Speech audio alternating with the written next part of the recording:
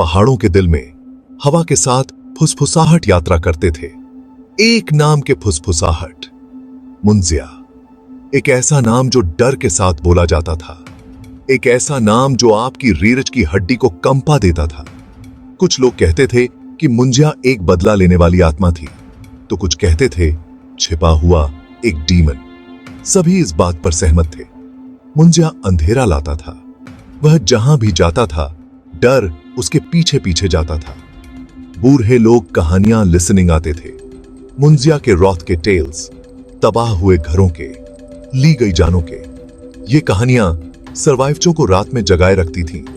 उन्होंने ताकतवर पुरुषों को अंधेरे से फेरा दिया। कोई भी निश्चित रूप से नहीं जानता था कि मुंजिया असली था या नहीं, लेकिन हर कोई उसकी शक्ति में विश्वास करता था। घाटी में गहरे बसे हुए चोला गांव था। यह एक शांतिपूर्ण जगह थी।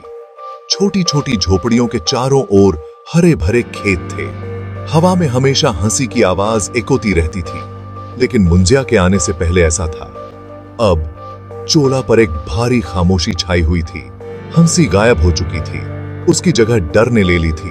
विलेज वाले दहशत में जी रहे थे। वे रात में अपने दरवाजे बंद कर लेते थे। अंधेरा होने के बाद कोई भी अकेले बाहर जाने की हिम्मत नहीं करता था। कभी चहल पहल वाली गलियां अब लिसनिंग सान थीं। केवल परकास्टियां ही चांदनी में चलती हुई दिखाई देती थीं। चोला खामोश परछाइयों का विलेज बन गया था। एक रात सन्नाटा ब्रोकन। सन्नाटे को चीरती हुई एक कर्कश चीख एकोड। यह विलेज के बाहरी इलाके से आई थी। विलेज वाले अपने अपने घरों में दुबके हुए थे, जांच करने से भी फिरते थे। पूरी रात स्क्रीमें एकोती रहीं, हर चीख पिछली चीख से ज्यादा फियरानक। जब सुबह हुई तो विलेज वाले आखिरकार इकट्ठा हुए। वे सावधानी से स्क्रीमों के स्रोत के पास पहुंचे। वहां उन्होंने बूढ़े काली की झोपड़ी को पाया। दरवाजा खुला हुआ था। अंदर अफरा तफरी मची हुई थी।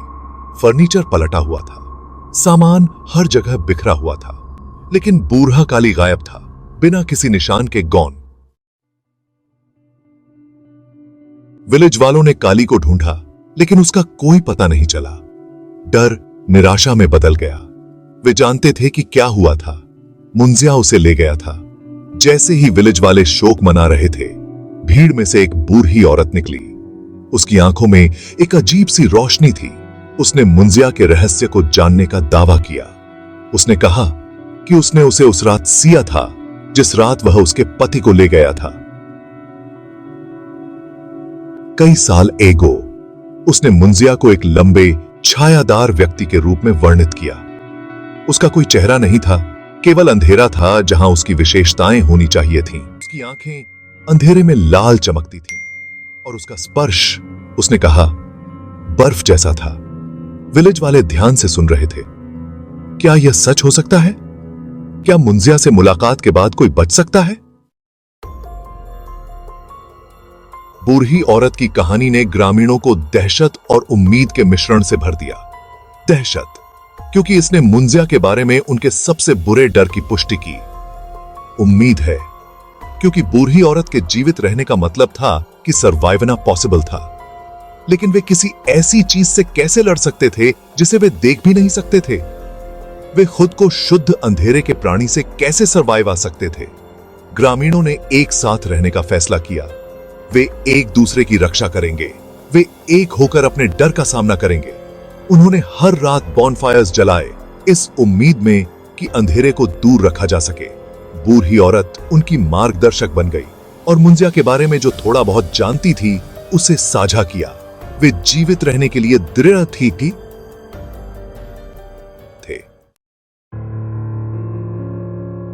चोला में जीवन हमेशा के लिए बदल गया। ग्रामीण मुंजिया के निरंतर भय के साथ रहे, लेकिन उन्होंने अपनी एकता में भी ताकत पाई। उन्होंने अज्ञात के साथ जीना सीख लिया। अनुत्तरित प्रश्न अनुत्तरित ही रहा। मुंजिया कौन था? वह क्या चाहता था? कुछ का मानना था कि वह बदला लेने वाली आत्मा है, अन्य एक राक्षस जो उनके डर के लिए तैयार है। ट्रू चाई मायावी बनी रही, पर कास्टियों में छिपा हुआ, जैसे रात में पत्तों की सरसराहट हो, जैसे हवा में चीख की एको। मुंजिया की उपस्थिति बनी रही, उनके संसार के किनारे पर छिपे अंधेरे की निरंतर याद दिलाता है।